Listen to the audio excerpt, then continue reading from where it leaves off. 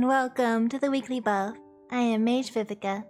This week, I would like to discuss resolutions, and perhaps suggest an alternative to them. Please remember that my buffs are offered freely without expectation or judgment.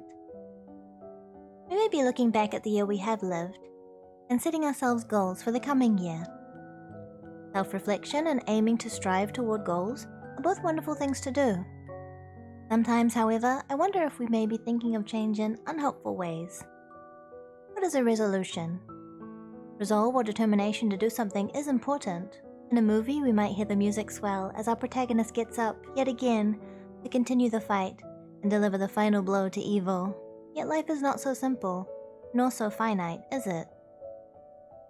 When we set a goal, we are actually asking ourselves to repeatedly decide to perform a task. I cannot tell you that future Viveka will follow through on the promise today's Viveka is making.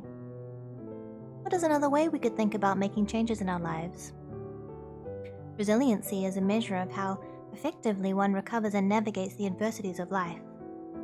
If we are not given the opportunity to develop resilience when we are young, we can still build it as adults. It is never too late. An important aspect of building resilience is building strong social support. Perhaps we have someone in our lives who is willing to be supportive, but they do not know how, or we feel we are burdening them by reaching out.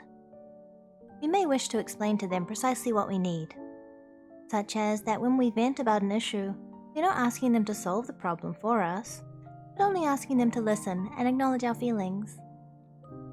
If we do not have a willing or able person for support, then we can work to be our own support people. We can listen to our own feelings, acknowledge and validate them, and remind ourselves that we will not always feel this way. Let us remember that a relapse or a miscommitment is not a failure. Change takes time and repetition. We deserve patience from ourselves as we strive to build new habits and skills. See you next week. Thank you for this moment. Take care.